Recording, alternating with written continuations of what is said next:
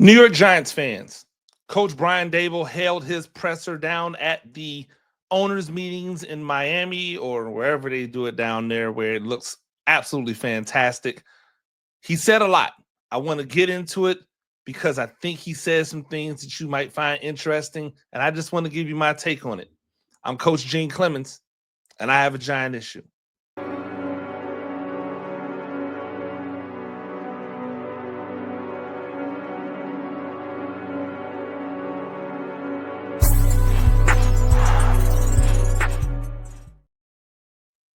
Ladies and gentlemen, welcome back to another edition of A Giant Issue.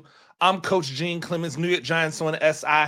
Make sure you go over there to get all of your New York Giants on SI content, my good, great, and uglies, everything that's going down at the owners meetings right now. I just dropped a new good, great, and ugly. You're going to want to go and check that out on Hudson the Third. I've got another one coming on Stone Forsyth.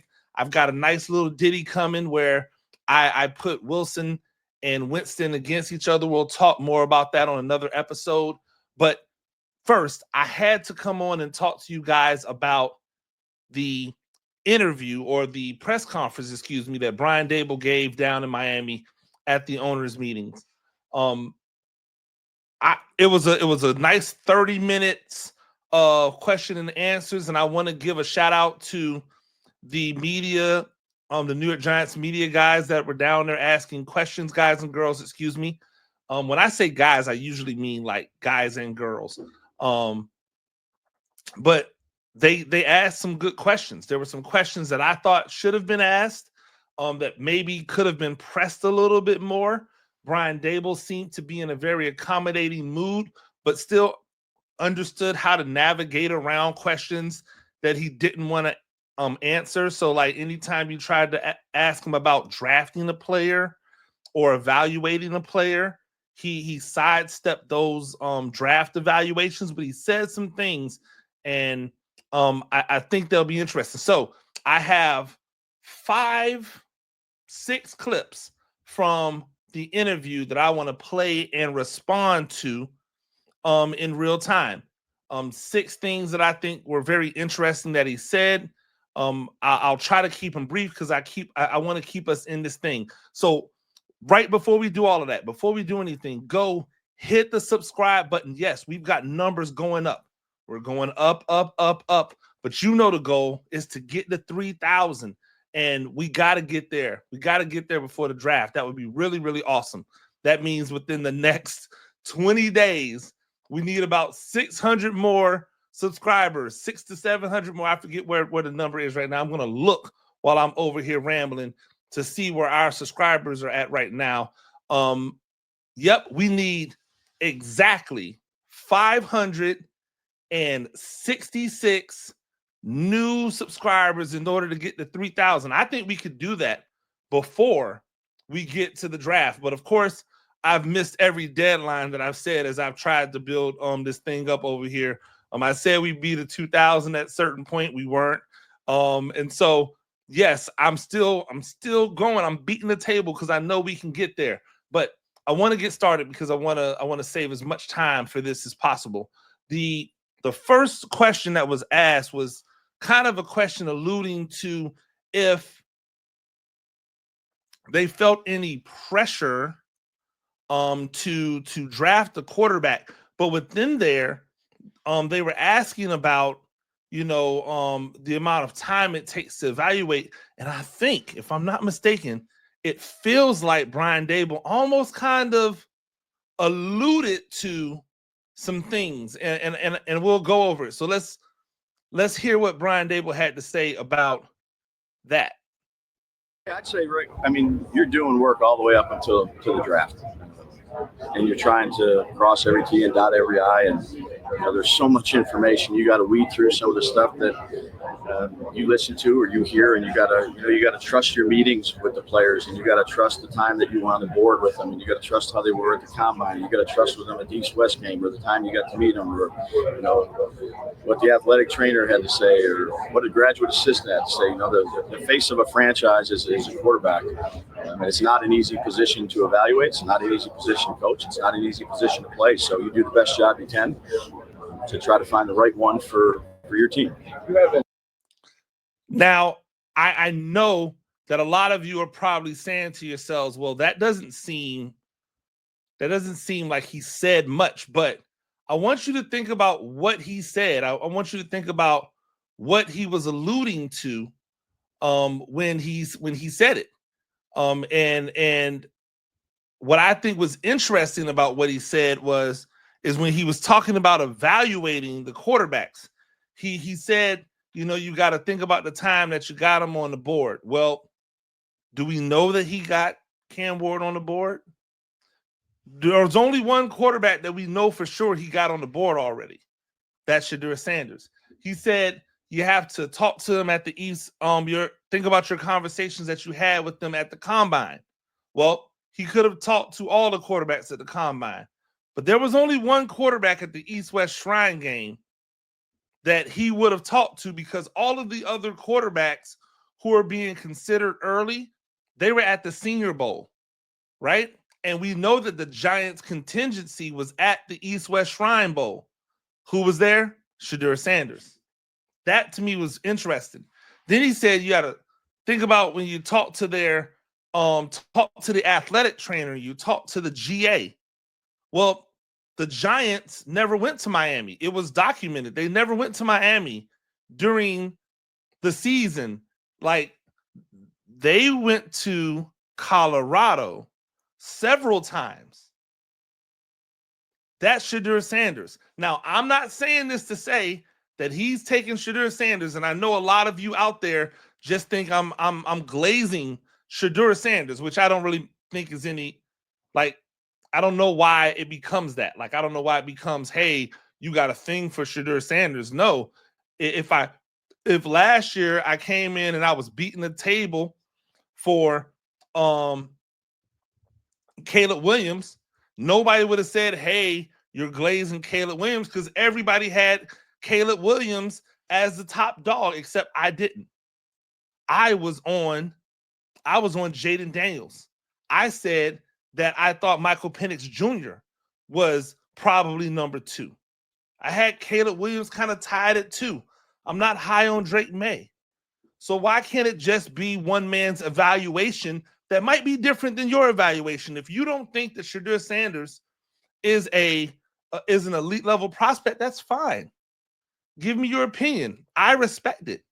When you start saying weird stuff like, oh, you're like, the stuff that y'all do that's disrespectful, that's when I'm kind of like, okay, my guy.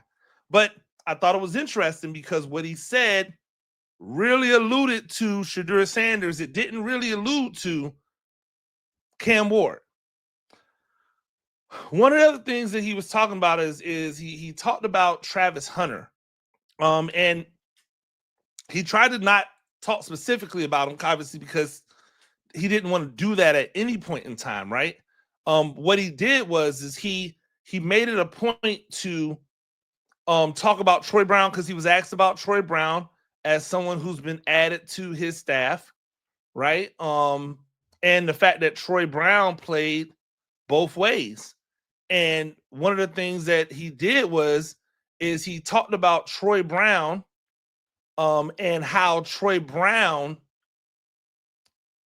was older, was more mature before he ever started doing anything with playing defensive back. Because if anybody knows, Troy Brown, 1 year for New England, but it was towards the back end of his career, played defensive back as well as wide receiver. And so it was interesting that he talked about that, but then also he kind of spoke about Travis Hunter, and you'll hear what he says here when he's talking about Hunter. How do you evaluate them? Well, it takes a long time to evaluate him because there's a lot of tape. It's really remarkable what he has done, and the ability to perform at that level, not really getting a rest. So he's been a fun player to evaluate and to meet and talk with. He's a heck of a player. Would you use him? one way? Is your preference to use one or both? Yeah. Well, actually, we don't have them right now, so. If you got a player like that, yeah, I'm not going to you only want. Yeah, understand the question. So you can see that, and again, shout out to the media for asking those questions and really trying to get him to answer about where he kind of saw these players and how they would be utilized in the system. He just wasn't really trying to give it up. But you could tell in his voice, there was a level of excitement. When there was a level of excitement, there was a level of reverence that he had when he was talking about Travis Hunter and what Travis Hunter was able to do. It's remarkable. And a lot of people have made light of what Travis Hunter has done, but none of those people come from the actual football world. Like none of the people who look at what Travis Hunter has done in college and say, oh, it's not that impressive. Everybody finds it impressive who's played the game. Only people who are trying to push an agenda don't think it's impressive. But you could also tell that he was giddy about the opportunity if given, even though he didn't want to give away the fact that, hey, this guy might be in play for him. I thought Brian Daboll did a masterful job in this press conference of answering questions honestly without like BSing people. So he didn't try to BS people about these answers that had to do with the draft. He just flat out told them, hey, listen, I'm not going to talk about that. And he said it at the beginning. And to these reporters' credit, they did their job. They kept trying to find a way to get him to talk about it. And he kept finding a way to slide out of it like he's supposed to do, because it's not smart for the coaches to just come out and say, hey, this is who we're picking. Because now you don't have a bargaining chip that you always want to have just in case somebody wants to come in with a Herschel Walker deal, right? Just in case somebody wants to bowl you over with an offer that you can't refuse. You can't just be in love with a player to the level where you don't allow for the opportunity for somebody to come in and wow you off the pick.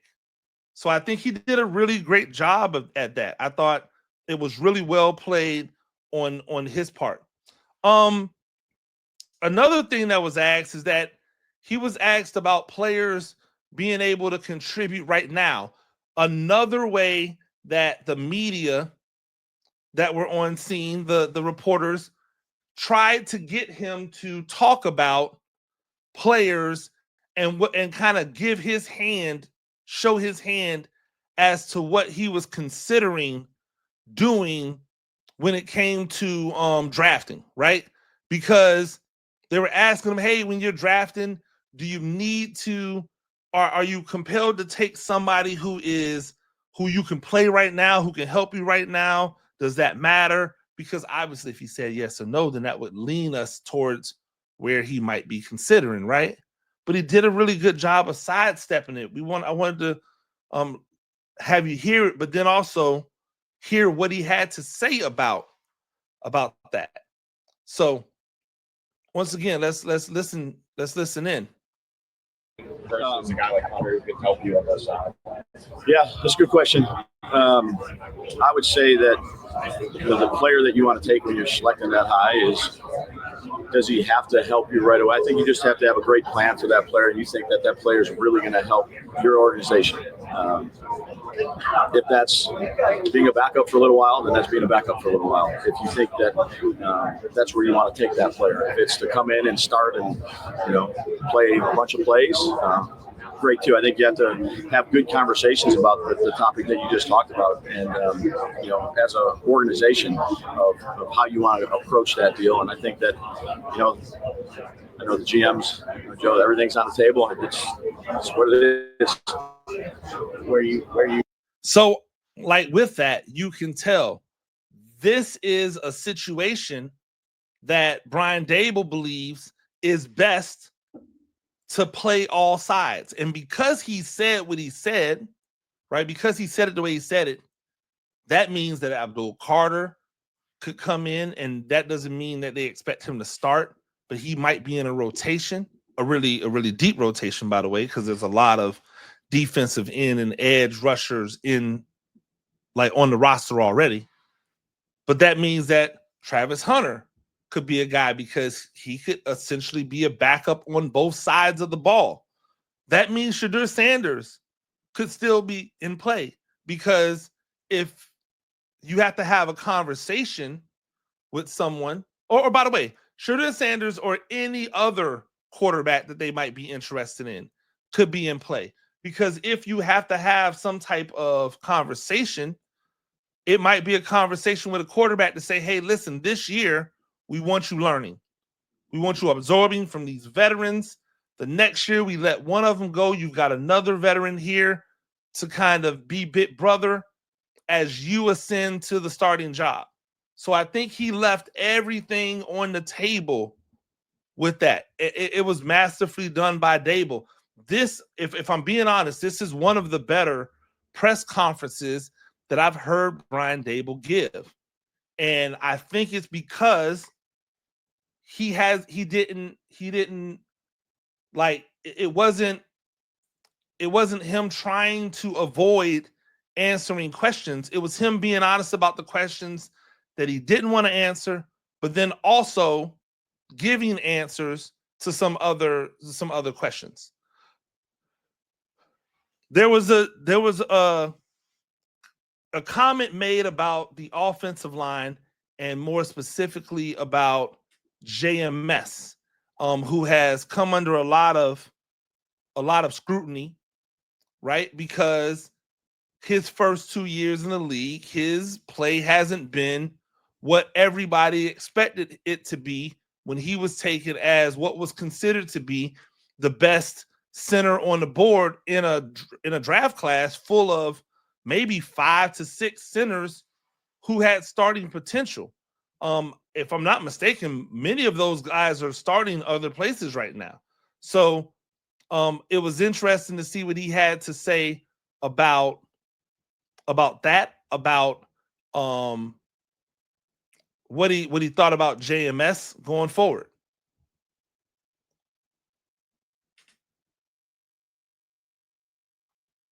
When you're looking at players that have the ability to make that transition, what skill traits are you looking at? Well, look, tackle, there's a little bit more space.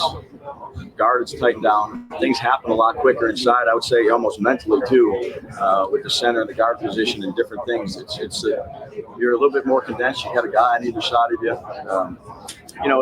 We'll sit down and we'll talk to Evan, and Evan will have an opportunity, to help in any way he can. Okay, so that was actually talking about Evan Neal, and I forgot that I put both of those together. But since we're here, that was his discussion about Evan Neal and what he thought about Evan Neal possibly moving to guard. He didn't want to commit to saying that the plan was to move Evan Neal to guard, but I think he did something that lets you know that Evan Neal could definitely be in play. You're a little bit more on the island outside, right? You're inside. You've got people on both sides. What has been the criticism of Evan Neal? There's only one criticism of Evan Neal, and that is he can't handle the speed rush outside, and therefore, because he can't handle the speed rush outside, he overcompensates, and that gets him beat inside. But now, if those two things are not the case, is that a thing that he has to worry about now?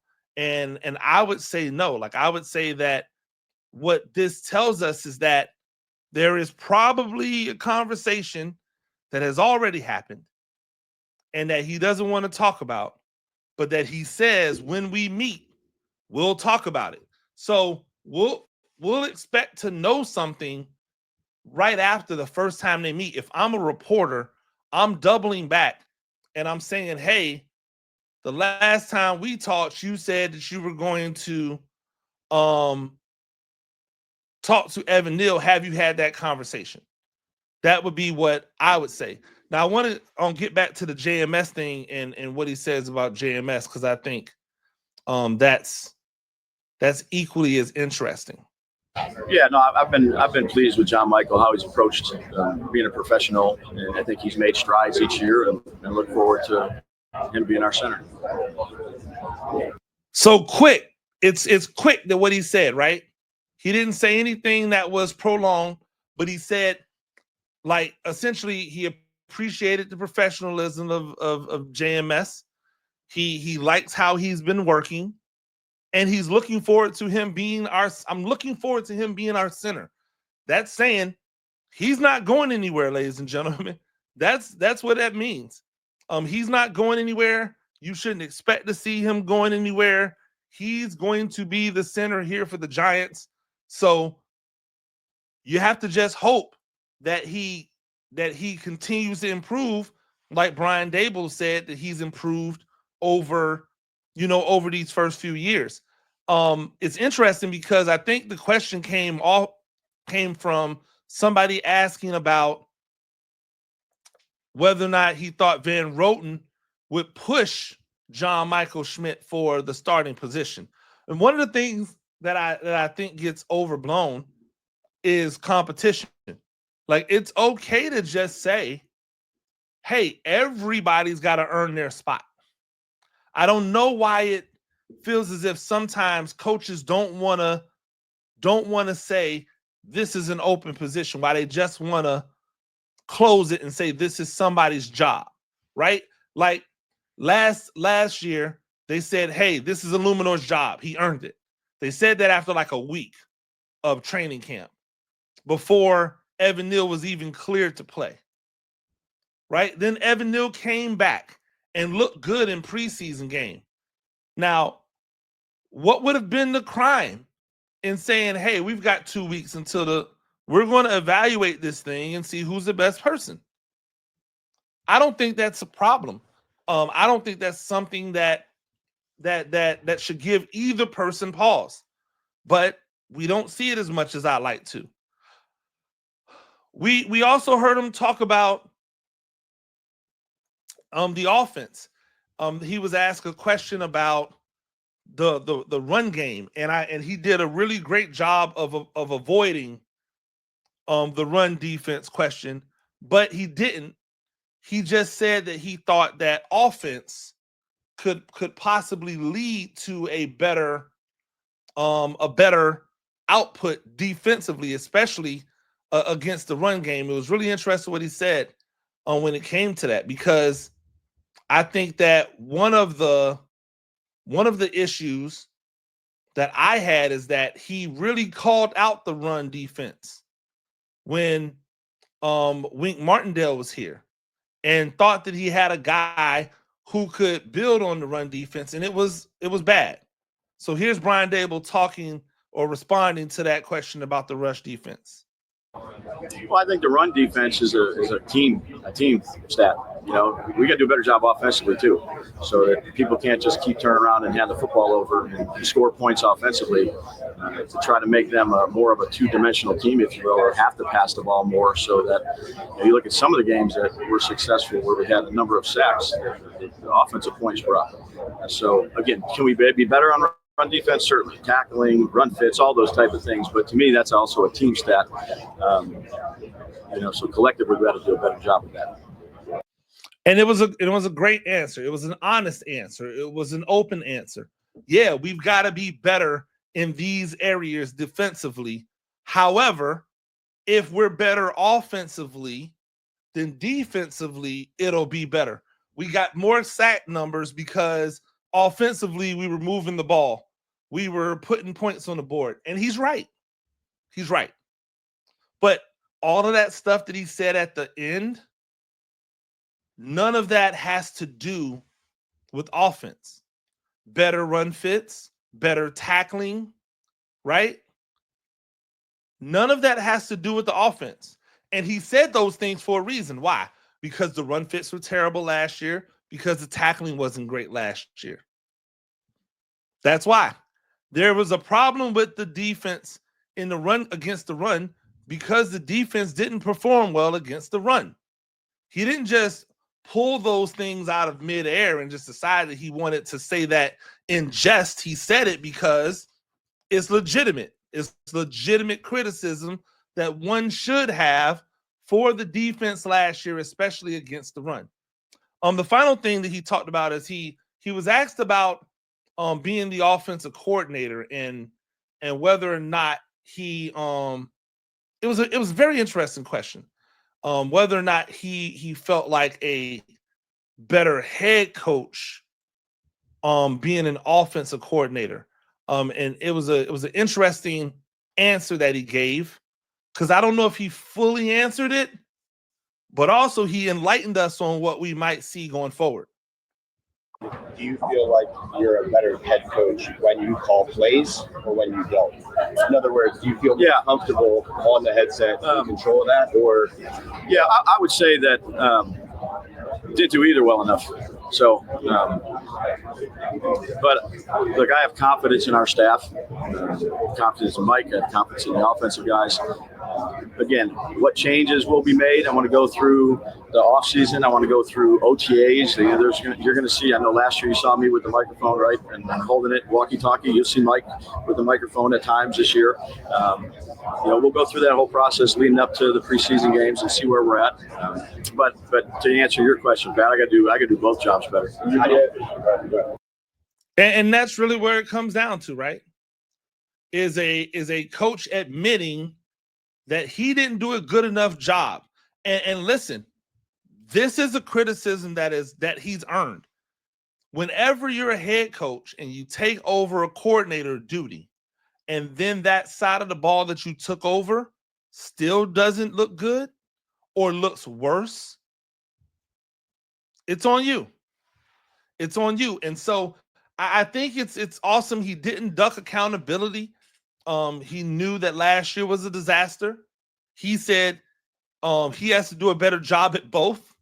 I thought that was an honest answer. So overall, a really good interview from Brian Daboll. And again, I want to salute all of the reporters that were out there asking questions. There were some people who asked some questions, right? Like I didn't come into this thing until 10 minutes in, because the first 10 minutes was kind of fluffy. And I really I wish reporters understood that all of those fluffy questions that they ask, you could probably just find that somewhere. Like you don't, but people really got to the business of asking questions that we all want to know. And I think he did a good job of answering as much as he felt he could without revealing too much of their hand. I think that he tried to answer them as honest as possible. I actually think he looked relaxed and like he was enjoying himself.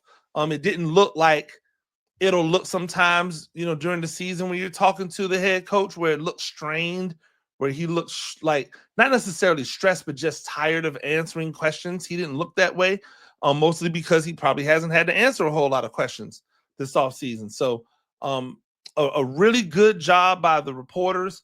One of the better interviews I've heard him have. There was questions that needed to be answered. I still have a ton of issues, a ton of questions, but that's what we're here for. And until we get all of them answered, or until we start to see that product on the field once again, we'll have to keep on trying to beat the tires, right? New York Giants on SI. Make sure you go over there and get all of your New York Giants news and information. That would be awesome. Also, make sure that you hit the subscribe button so that you know, right? If you hit the subscribe button, you're going to get me. Why? Because I post the most on here, right? No offense to Paul Latino and the Big Blue Breakdown, who does a great job when they go live. But New York Giants on SI is a giant issue. And I appreciate all of you who have come along for this ride with me. And when I brought this podcast over to this platform, and how we've grown it together, you and I'm looking forward to seeing where it goes. I think along the way we'll have some fun, and you'll see me do more things on the channel to continue to build this relationship between you and I, right? I think it's always going to be fun. Until next time, I'm Coach Gene Clemens, and I have a giant issue.